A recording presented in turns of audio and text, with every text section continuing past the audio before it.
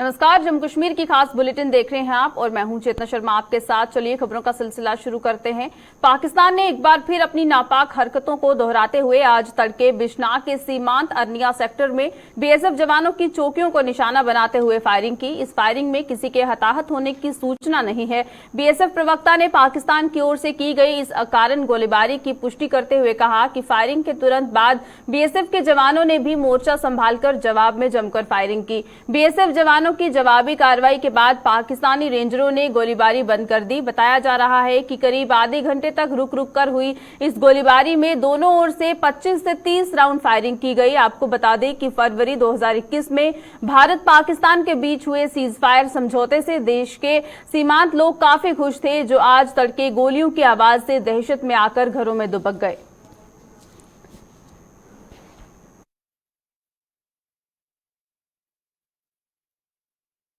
जम्मू कश्मीर के मुख्य सचिव डॉक्टर अरुण कुमार मेहता ने जम्मू व कश्मीर संभाग में 10वीं से 12वीं तक की परीक्षाएं एक साथ लिए जाने के सरकार के फैसले को सही ठहराया है।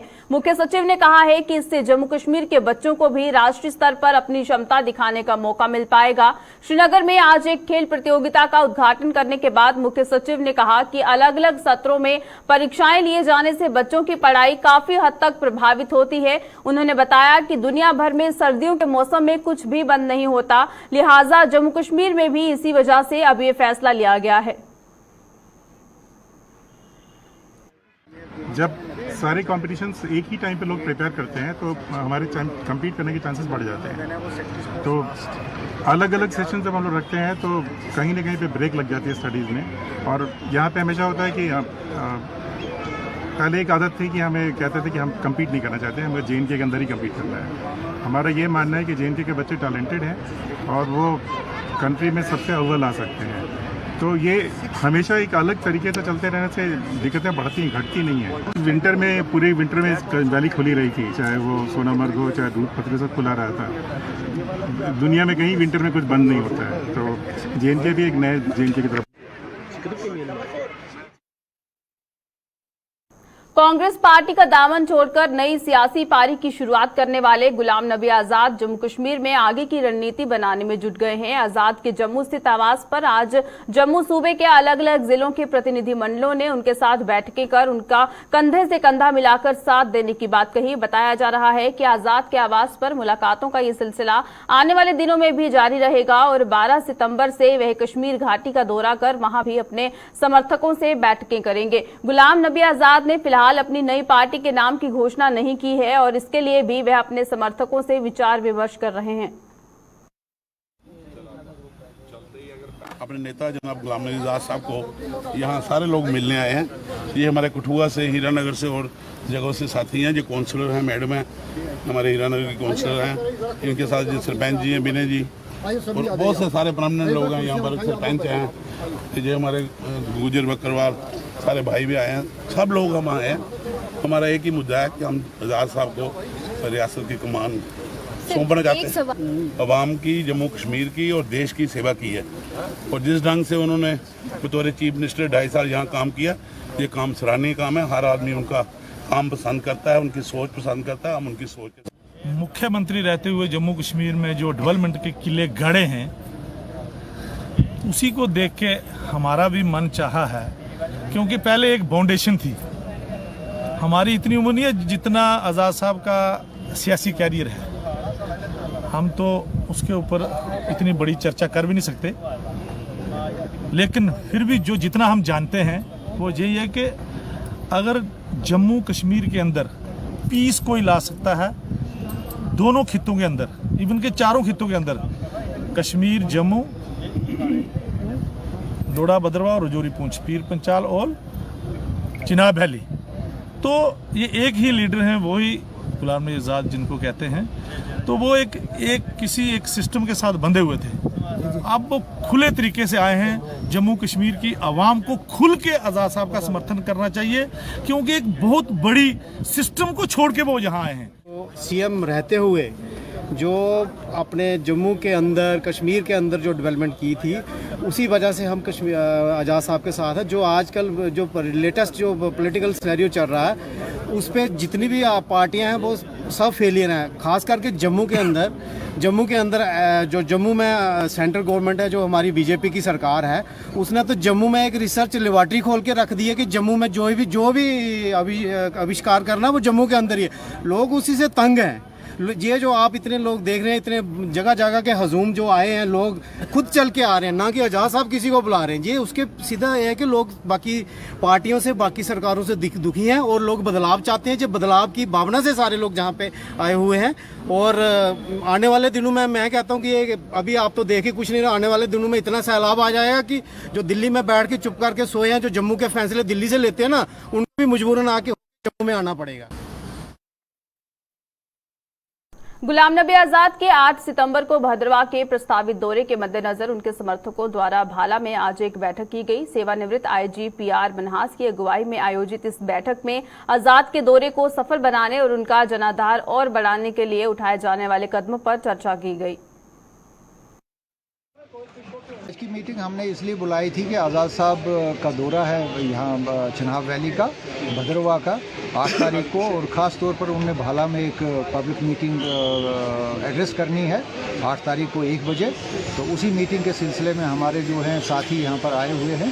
तो उस मीटिंग की जो भी कार्रवाई थी, यहाँ पर जो बंदोबस्त करना हमने, उसके बारे में हमने यहाँ आज मीटिंग कर रहे हैं। हम ये भी चल रही है मीटिंग, तो उसी का इंतजाम करने के सिलसिले में मीटिंग हमने बुलाई हुई है। तो क्या लगता है वो कितनी मजबूत है आज़ाद साहब का ग्रुप भद्रवाह कॉन्स्टिट्यूएंसी के अंदर? भद्रवाह कॉन्स्टिट्यूएंसी के अंदर चिनाब वैली के अंदर एक ही ग्रुप है, वो है आज़ाद साहब का। उसके अलावा यहाँ पर कोई दूसरा ना कोई नेता है और ना कोई किसी का ग्रुप है। जो लोग इस तरह के कोई छोटे मोटे बयान देते हैं, वो अपनी डेस्परेशन में, बौखलाहट में बयान दे रहे हैं। यहाँ पर आम लोग जो हैं, आम जनता जो है, वो सारी आज़ाद साहब के साथ जुड़ी हुई है, जिसका आप देख रहे हैं यहाँ भी कि हमने 5, 7, 10 आदमी बुलाए थे, तो यहाँ इतने आदमी जो है इकट्ठे हो गए हैं और भी लोग आ रहे हैं इस मीटिंग में। तो लोग खुद ब खुद आज़ाद साहब के साथ शामिल हो रहे हैं। इसलिए यहाँ पर सिर्फ आज़ाद साहब ही आज़ाद साहब है, बाकी लोगों का कोई वजूद नहीं। आज़ाद साहब की सपोर्ट में आए हैं। जम्मू प्रोविंस में तो आप देखेंगे जो कोई भी पार्टी जो है, चाहे वो बीजेपी है, चाहे वो आप पार्टी है, चाहे वो इसके बुखारी ने जो बयान वगैरह दिए हैं, बिल्कुल छोटी नज़र से बयान दिए हैं। आज़ाद साहब का कद इतना बड़ा है, मैंने खुद देखा है। दिल्ली में जब भी मैं गया हूँ तो वहाँ चीफ मिनिस्टरों की लाइन लगी हुई होती थी, कांग्रेस प्रेसिडेंटों की लाइन लगी हुई होती थी। लेकिन आज़ाद साहब के पास जब भी हमारा कोई चिट जाता था या जो हमारे साथी होते उनका चिट जाता था, तो सबसे पहले आज़ाद साहब हमारे साथ मुलाकात करते थे। और जो कुछ आज़ाद साहब ने जम्मू कश्मीर में 2.5 साल में किया है, वो एक रिकॉर्ड है। और वही रिकॉर्ड जो है वो अपनी ज़बान से भी उन्होंने जम्मू में पूरी वजाहत की है। और यहाँ जो चिनाब वैली है, यहाँ की जितनी सीटें हैं वो सब आज़ाद साहब जीत कर जाएंगे।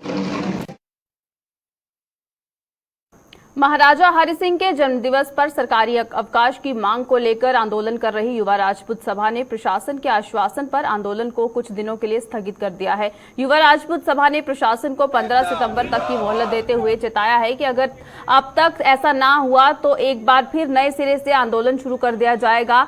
सभा के प्रधान हैप्पी सिंह ने आज एक प्रेस कॉन्फ्रेंस के दौरान ये जानकारी दी।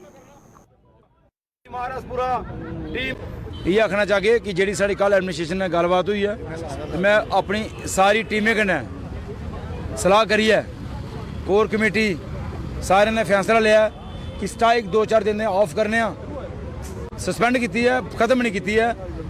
लोगों ने जाके प्रदर्शन साढ़े जेडे और तेज होंगन, सारे लोग अपनी अपनी जगह का ये छुट्टी की डिमांड जी है इसी चुकते रहो। अगर माता रानी ने चाहा तो 15 तरीक से पहले छुट्टी थोई है, अगर नहीं थोई तो युवा राजपूत सभा दोबारा 15 तरीक भावें टैलां पुट्टड़गन, खड्डे पाड़गन, लेकिन युवा राजपूत सभा इत्थे गै बोग।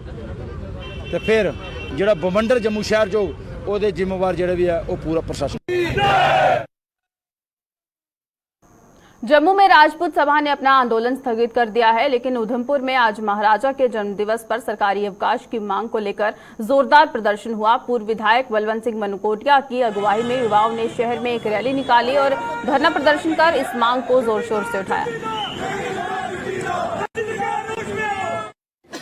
ये इस जो डिमांड है, जो जेन्युइन इशू है, जेन्युइन मांग जो है, इसको किसी न किसी तरीके से दबाने की कोशिश प्रशासन की तरफ से की जा रही है। लेकिन जितना वो दबाने की कोशिश कर रहे हैं उतना आक्रोश जो है ये हमारे लोगों के अंदर बढ़ रहा है। पूरे जम्मू कश्मीर के अंदर हर जात धर्म बिरादरी इसमें शामिल है महाराजा हरि सिंह जी की छुट्टी को लेके। और ये युवाओं की जो आवाज जो है, इनका आक्रोश जो है, इनकी आवाज से आप पहचान सकते हो कि जितना ये दबाने की कोशिश करेंगे, जितना सप्रेस करने की कोशिश करेंगे, उतनी आवाज जो है बुलंद होगी। और साफ और सीधे शब्दों में यहाँ के प्रशासन को ये मैसेज देना चाहते हैं कि छुट्टी लेके रहेंगे, आप जो मर्जी कर लो, छुट्टी लेके रहेंगे, दुनिया की कोई ताकत छुट्टी को रोक 10 दिन के समय के भीतर, जो भी समय उन्होंने लिया है उस समय के भीतर नहीं होता है, तो एक जनरल कॉल होगी पूरे जम्मू के अंदर। जम्मू कश्मीर के हर बड़े के लोगों को जम्मू में ओपन कॉल दी जाएगी और उसमें फिर लॉ एंड ऑर्डर जो है वो सरकार किस तरीके से उसको कंट्रोल में कर पाती है, फिर सरकार की जिम्मेदारी है। डोडा में कुछ ऑटो चालकों पर बुजुर्गों को लूटने के आरोप लगे हैं। बताया जा रहा है कि ये ऑटो चालक बैंक पेंशन लेने के लिए आने वाले या फिर गांव से बाजार आने वाले बुजुर्गों को अपना निशाना बनाते हैं। एक बुजुर्ग की शिकायत पर पुलिस ने ऐसे ही एक ऑटो चालक को हिरासत में लिया है। स्थानीय लोगों ने पुलिस से इस गिरोह का पर्दाफाश कर उन्हें कड़ी सजा देने की मांग की है। मामला ये हुआ कि दवाई लेकर मैं चले गया, आगे दूर पहुंचा, अड्डे से आगे वहाँ पर ऑटो वाला पीछे से आया, उसको मैं ये जबरदस्ती ऑटो में चढ़ाया और वो दूसरा एक था ड्राइवर, तो दूसरा उसके पास साथ और था। चढ़ाकर जब तो मुझे दूर किसने ऑटो किसने रुका? ऑटो वाले नहीं रुकाया था? ऑटो वाले ने, ड्राइवर ने ऑटो रुकाया और दूसरा जो साथी था नीचे उतरा, मुझे उसके ऊपर चढ़ाया। कैसा लगा, तुम भद्रवा का रहने वाला है, तो मुझे सही है, चल ऑटो पर, हम तुझे पहुंचा देंगे। जब उन्होंने चढ़ाया मुझे तो दूर नीचे ले गए, मैंने जिधर मैंने जाना ही नहीं था। जब दूर पहुंचे, नीचे पहुंचा मैं तो कहने लगा उनको, मैं मुझे कहाँ चला रहे हो तुम? ओह, हमने कहा हमें गलती हुई, हम तुझे फिर ऊपर पहुंचा देंगे। जब उधर में मुझे पहुंचाए, आधे रास्ते में छोड़ दिया तो आप भाग गए। वहाँ से जब मैं आगे निकला तो मुझे में देखने लगा तो मेरी 20,000 रुपया लगे थे। एडमिनिस्ट्रेशन को चाहिए कि जिन लोगों ने ऐसी वारदात की है उनके साथ सख्त से सख्त सजा मिले, ताकि बाकी लोग इबरत पकड़ें। गरीब का पैसा किसी भी तरीके से बरामद किया जाए, ताकि ऐसे ऐसे गरीबों के लिए ही एडमिनिस्ट्रेशन होती है। अगर एडमिनिस्ट्रेशन ऐसी चीज़ों पर हिस्सा नहीं लेगी, सख्ती से निपटेगी नहीं, तो फिर एडमिनिस्ट्रेशन का फायदा क्या है? रामबन के चंद्रोग इलाके में स्थित दारुल हदीस सल्फिया के संसाधनों में बढ़ोतरी हो रही है। आज यहां कंप्यूटर लैब की भी शुरुआत कर दी गई, जिसका उद्घाटन जम्मू कश्मीर जमात अहले हदीस के प्रधान प्रोफेसर गुलाम मोहम्मद भट्ट ने किया। जमात अहले हदीस के उप प्रधान मोहम्मद यूसुफ भी इस मौके पर मौजूद थे। जमात अहले हदीस जम्मू कश्मीर की वसादत से और यहाँ के इंतजामिया की ताकत से बच्चों की तरबियत और उनको जदीद आलात के ज़रिए तालीम हासिल करने के लिए इस लैब को कायम किया गया है कि वो इस जदीद दौर में अपने तालीम को जदीद आलात के साथ बच्चों तक जो पहुँचाए और जदीद आलात के साथ उनको तालीम से आरास्ता करें। Department of youth services and sports द्वारा एलजी रोलिंग ट्रॉफी क्रिकेट प्रतियोगिता का आयोजन किया जा रहा है। इस प्रतियोगिता में जम्मू कश्मीर की तमाम पंचायतों के खिलाड़ी भाग लेंगे। इस प्रतियोगिता के लिए आज आरएसपुरा और सुचेतगढ़ ब्लॉक की पंचायतों के खिलाड़ियों की सिलेक्शन के ट्रायल्स हुए। सुचेतगढ़ के सतोवाली ग्राउंड में आयोजित इस सिलेक्शन ट्रायल्स का शुभारंभ स्थानीय सरपंच वीना देवी और गेगिया के सरपंच हंसराज ने किया। इस अवसर पर आरएसपुरा की zonal physical educational officer Chandrakanta सहित फिजिकल एजुकेशन के भी मौजूद रहे। सत्तोवाली ग्राउंड में हमारा ये एलजी ट्रॉफी टूर्नामेंट जो है ये आज से 3 दिन के लिए डिपार्टमेंट यूथ सर्विसेज स्पोर्ट्स की जुरिडिक्शन में कंडक्ट किए जा रहे हैं। इसमें हमने दोनों ब्लॉकों को टच किया है, आरएसपुरा ब्लॉक और सुचेतगढ़ ब्लॉक। इसमें हमारे पास टोटल 32 पंचायत हैं मैम, तो उसमें से 12 पंचायत जो हैं वो आज हमारे पास पार्टिसिपेट कर रही हैं, जिसमें 100 स्टूडेंट हैं हमारे पास, नियर अबाउट 100 से प्लेयर्स जो हैं वो पार्टिसिपेट कर रहे हैं। जिला उधमपुर के ब्लॉक मजालता में भी department of youth services and sports द्वारा एलजी रोलिंग ट्रॉफी क्रिकेट प्रतियोगिता के लिए ट्रायल्स लिए गए। Government higher secondary school Majalta में शुरू किए गए इस ट्रायल्स में 7 पंचायतों के खिलाड़ियों ने भाग लिया। हम उन बच्चों को सिलेक्ट करेंगे।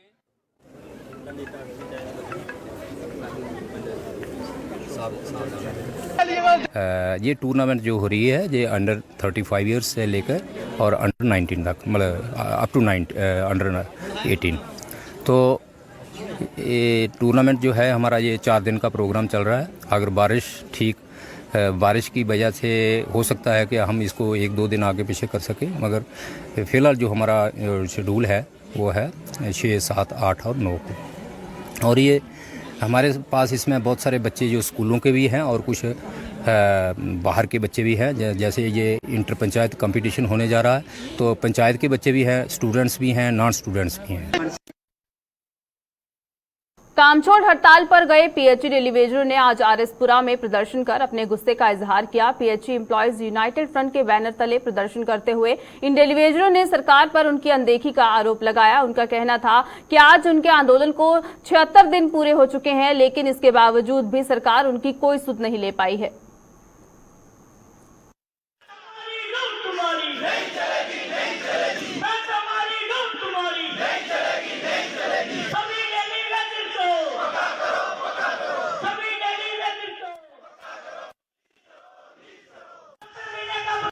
फ्रेंड मेंबर, आज हमारा कार्यक्रम ये नवे शहर में हो रहा है। इसका मेन उद्देश्य जो हमने थाली बजाओ ताली बजाओ का कार्यक्रम रखा है, उसको अवेयर करने के लिए, उसको ज़्यादा जोर और अच्छे ढंग से करने के लिए इन सब लोगों के साथ हमारा सलाह मशवरा चल रहा है। इसका मेन उद्देश्य यही है कि जैसे कोविड के दौरान हमें कोविड बारी समझ के अप्रिशिएट किया गया, ऐसे हम 76 दिन से आज स्ट्राइक पे बैठे हुए हैं, तो हम एलजी प्रशासन का अप्रिशिएट करेंगे जो 76 दिन तक कुंभकर्ण की नींद सोया हुआ है, और हम तब तक वापस जाने वाले नहीं जब तक हमें इंसाफ नहीं मिलेगा। हम लोगों ने 25-25, 30-30 साल इस डिपार्टमेंट को फ्री में चलाया। हमारे बलबूते पे अफसरशाही रियासी शिवखोड़ी मार्ग पर दरिया चिनाब पर बने मुख्य पुल पर हर प्रकार के वाहनों का चलना मुश्किल हो गया है। स्थानीय लोग इसे ठेकेदार व विभाग की लापरवाही मान रहे हैं। लोगों का कहना है कि पुल की हालत को सुधारने के बजाय और ज्यादा खराब कर दी गई है। पुल पर कई जगहों पर गड्ढे पड़ गए थे और जिस कंपनी को ये काम दिया गया था उसने जमकर नियमों की अनदेखी की। पुल की मरम्मत के काम में ठेकेदार की लापरवाही और उसकी संबंधित विभाग के साथ मिलीभगत की पोल खुल गई है, जिसकी जाँच की जानी चाहिए। ये गवर्नमेंट ने देखना चाहिए। मुझे लगता है अभी हार्डली 10 से 15 दिन हुआ है, देखो कितने कितने खड्डे हो गए। ये एडमिनिस्ट्रेशन की कमजोरी है, ये करप्शन है, ये टोटली भ्रष्टाचार है। ये मुझे लगता है ये 2-2.5 करोड़ रुपए का प्रोजेक्ट होगा। अब यहाँ से कटरा से लगाओ ना शिवखोड़ी तक जाओ तो मुश्किल से 1.5 घंटे का रास्ता है और 2.5 से 3 घंटे लगते हैं। यहाँ आप सखले रख के ना, पतीले रख के खाना बना लो, इतने इतने बड़े खड्डे हैं रास्ते में। और मैं चाहता हूँ ये आप गवर्नमेंट को यहाँ टाइट करना चाहिए, आपने सबको दिखाना चाहिए। ये बातें तो इनकी इतनी बड़ी बड़ी करते हैं ये लोग, ये ऐसा कर दिया वैसा कर दिया। जय श्री राम सिर्फ नारों से क्या होगा? नारे सिर्फ जय श्री राम के, और रोड देखो ये 1 महीना लगा लो, 1 महीने में खड्डे हो गए। जेई एक्शन, जो भी कॉन्ट्रैक्टर है, ठेकेदार है, जो भी है, सबके ऊपर कार्रवाई, स्ट्रिक्ट कार्रवाई होनी चाहिए। ये नहीं कि कार्रवाई पूछा, आया, बिठाया, फिर छोड़ दिया। ये कार्रवाई थोड़ी है, उनको पेनल्टी डालनी चाहिए, पनिश करना चाहिए उनको। मैं ये कहना चाहता हूँ कि जो पहले लुक पड़ी थी और लुक ठीक तरीके से नहीं पड़ी, उसमें खड्डे छोड़े गए थे, गाड़ी को जंप लगता था, कमानी टूटती थी, ये बुरी हालत होती थी। फिर उन्होंने लुक फाड़ के और कंक्रीट को भी तोड़ के कंक्रीट डाला के दोबारा, वो कंक्रीट भी पटोई, दोबारा फिर लुक पाई, वो भी किन्ने दौरान के अंदर 2 साल के अंदर। पहले जी लुक पाई कोई 1.5 साल होया पाए, दूसरी बारी कंक्रीट पाई कम से कम महीना 1.5 महीना होया कंक्रीट पाए, वो पटोई, हूँ लुक पाई, वो भी पटोई। मैं ये चाहना कि इस रोड की सही तरीके ने मेंटेनेंस हुए, मीडिया सुनता हुआ सुनती हुआ, तो ये ठीक ठाक रोड बननी चाहिए। जो भी एजेंसीज इस काम को करवाती हैं, चाहे वो सरकारी हैं या प्राइवेट हैं, काम प्रॉपरली होना चाहिए। अगर कोई अपना काम अच्छे से नहीं करता है तो उसके खिलाफ यकीनन जो है वो कार्रवाई होनी चाहिए। मैसेज तो हमेशा, अगर आपके रास्ते अच्छे नहीं होंगे तो बाकी टूरिस्ट प्लेसेस पे आप देखोगे तो रास्ते जो हैं वो उनको ब्यूटीफाई किया जाता है, बहुत खूबसूरत बनाए जाते हैं। लेकिन ये थोड़ा सा है, हमें भी अफसोस है इस चीज़ का कि हमारे यहाँ जब टूरिस्ट आते हैं, इतने गड्ढे, इतनी ख़राब रोड, इतनी खस्ता हालत और एक गंदा मैसेज, नेगेटिव मैसेज जो है वो बाहर जाता। उसकी जगह अगर रोड अच्छे से बने हो, उनकी प्रॉपर ब्यूटिफिकेशन की हो तो उससे टूरिज़्म को और बढ़ावा मिलेगा। मिलावटखोरी पर नजर रख रहे फूड सेफ्टी विभाग ने आज सुबह सवेरे जम्मू के कुछ इलाकों में औचक छापे मारकर दूध, दही व अन्य खाद्य पदार्थों की गुणवत्ता की जांच की। विभाग के डिप्टी डायरेक्टर मदन लाल की अगुवाई में एक टीम ने मोबाइल टेस्टिंग वैन लेकर कई दुकानों में जांच की और वहां से सैंपल भी उठाए। इस टीम ने आम लोगों के साथ भी बातचीत कर उनके सुझाव सुने और दुकानदारों से तमाम नियम कानूनों का पालन करने की हिदायतें जारी की। ये हमारा रूटीन अफेयर है डिपार्टमेंट का।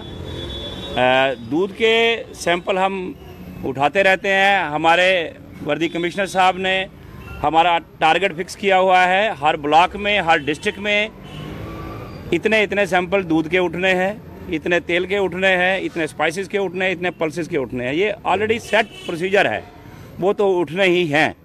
इसके अलावा हमारे सर्वेलेंस सैंपल, जो आप हमारी मोबाइल फूड टेस्टिंग वैन देख रहे हैं, इसमें यहाँ पे भी हमारे लोग जाते हैं, मोबाइल फूड टेस्टिंग वैन साथ में जाती है, सर्वेलेंस सैंपल उठाते हैं।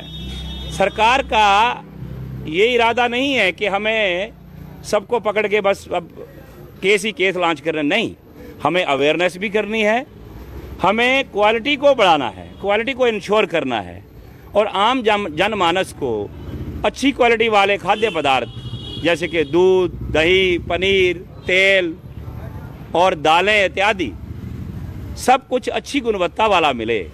ये गवर्नमेंट प्रयास पहले से भी कर रही है और शिद्दत से हम आगे भी करते रहेंगे। ये दुकानदार भाइयों को भी जो दूध बेचते हैं उनको भी मैं ये रिक्वेस्ट करूंगा, डिपार्टमेंट का एक छोटा सा सिपाही होने के नाते, कि दूध पे, ये भैंस का दूध है, ये गाय का दूध है, ये दही भैंस के दूध का है, ये दही गाय के दूध का है और ये दही किसी स्किम्ड मिल्क पाउडर से बना हुआ है, ये सब लिख के लगाएं।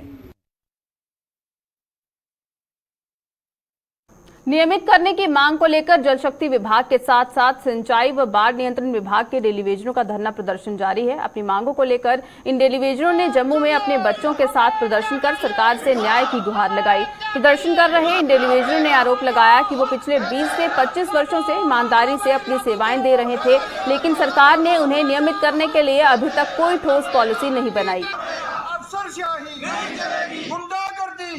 हमें कोठाई 25 साल हो चुके हैं जहां अपनी ड्यूटी देते हुए, लेकिन गवर्नमेंट ने आज तक कोई पॉलिसी इख्तियार ही नहीं की है जिससे कोई डेली वेजर को राहत मिले। इसके साथ हमारे कुछ ऐसे भाई भी हैं जिनके माँ बाप इसी तमन्ना में गुजर चुके, लेकिन उनके सर पर साया नहीं है, उनके सर पर छत नहीं है, वो ऐसे दर बदर हो रहे हैं, कहने की बात नहीं। शादी के लिए उनको कोई भी नहीं कर रहा, क्योंकि डेली वेजर को कौन देगा? जिन्होंने शादी की है उनके वो बीवियां, उनको पता है कि उनकी हालात क्या है, उनको एक दूसरे को देखकर डेली वेजर के साथ कोई भी रिश्ता जमाने के लिए तैयार नहीं है। आज 15वां दिन चल रहा है हमारा और सरकार को हमारी कोई सुनवाई नहीं हो रही, ना हमें कोई पूछने आ रहे यहाँ पे। ठीक है, हम लोगों के रिश्ते भी आ रहे हैं मगर वो आज तक कोई रिश्ता भी नहीं दे रहा। हम लोग वो बोलते हैं 9,000 में हम क्या करेंगे। आप जी, अभी इतनी उम्र हो गई तो इन लोगों ने हम लोगों को, अभी भी लोग बोलते हैं हमारी बेटी को क्या पालेंगे, या अपना आप नहीं पाल पाएंगे, उसे क्या पालेंगे। क्या कहना चाहेंगे सरकार को यही बोलते हैं कि हमारी पेंटिंग दी जाए और हम लोगों को रेगुलराइज किया जाए और मेरे जितने भाई दुखी बैठे हुए हैं वो बेचारों को थोड़ा सहारा मिले, तो वो भी आप लोगों का जय जयकार करें। लोगों को पीने का साफ पानी उपलब्ध करवाने के उद्देश्य से सरकार द्वारा आरएसपुरा के ग्रामीण हलकों में हैंडपंप लगाए गए थे, लेकिन सही देखरेख न होने के कारण ये हैंडपंप मौजूदा समय में खराब पड़े हुए हैं। ग्रामीणों के मुताबिक हैंडपंप ही उनके पास साफ पानी की आपूर्ति का एकमात्र साधन है, लेकिन पिछले काफी समय से ये हैंडपंप खराब पड़े हुए हैं। उन्होंने सरकार से जल्द इन हैंडपंपों की मरम्मत करने और ग्रामीण हलकों में नए हैंडपंप लगाने की भी मांग की। और इस वक्त हैंड पंप ने ਜਿਹੜੇ ਉਹ ਸਾਨੂੰ ਲੋਕਾਂ ਨੂੰ ਬੜੀ ਜ਼ਿਆਦਾ ਜ਼ਰੂਰਤ ਹੈ। क्योंकि वो हैंड पैंप ने जेह्ड़े मैक्सिमम हैंड पैंप जेह्ड़े खराब हो चुके न। उत्तमजाम हैंड पैंप लगे दा ओह् भी खराब पेदा, छियां जैक लगे दा ओह् भी खराब पेदा, स्लाइडर लगे दा ओह् भी खराब पेदा, क्योंकि गौरमेंट दा फंड लगे दा ओह्दे उत्ते। और असीं गौरमेंट अगे डिपार्टमेंट अगे अपील करने हैं कि ये जेह्ड़े हैंड पैंप ने जल्दी तो जल्दी रिपेयर करान ताकि लोग ओह्दा फायदा उठा सकन। क्योंकि ये जेह्ड़ा हैंड पैंप है ये लोगों की जरूरत वास्ते लगाया ही, क्योंकि आरसपुरा तहसील दे विच मैक्सिमम लोगों के जेह्ड़े घर हैंड पैंप लगे ने उंदे विच यूरिया हो चुके दा, क्योंकि 40-45 या 50 फुट तक दे यूरिया साढ़े आरसपुरा दे विच चले गए दा। असीं गौरमेंट अगे अपील कर रहे हैं कि हैंड पैंप जल्दी तो जल्दी ठीक कराए जान ताकि लोगों को इसदा कोई फायदा मिल सके। बीमारी बहुत ज़्यादा फैल गई दी है ये हैंड पैंप की वजह, मतलब साढ़े जेह्ड़े आम नलके ने छोटे पानी पीने के काबल ने 25-30 फुट के, मेरे ख्याल 20 फुट के तो तकरीबन हो गए यूरिया हो गया, 15-20 फुट तो बाद यूरिया शुरू हो गया। असीं सोचने कि हैंड पैंप है जिहड़ा हर मतलब पिंड की जरूरत है, क्योंकि पानी है जिहड़ा घट तो घट 100-200 फुट के नीचे चले गया जिहड़ा साफ स्वच्छ पानी है। तो असीं आखने कि स्वच्छ पानी मिले जिहदे नाल ये है कि बीमारियां घट फैलन। ये हर इंसान की जरूरत है, क्योंकि साडी जरूरत पूरी होनी चाहिए ताकि बीमारियां तो निजात पा सकन लोगों को जिहड़ी है। हुण देखो मजबूर होए दे ना सारे पानी मतलब पिंडां दे विच आ रहे हैं, पिंडां दे विच मुੱਲ लैके पानी पी रहे हैं। तो देखो गरीब बंदा तो पानी मुੱਲ लैके नहीं पी, जे पानी मुੱਲ लग पिया विकन तो उस तो बाद फिर की करेगा बाकी घर की रोजी रोटी वो किस तरह चलाएगा। चलिए बुलेटिन में फिलहाल इतना ही, दीजिएगा इजाजत, नमस्कार।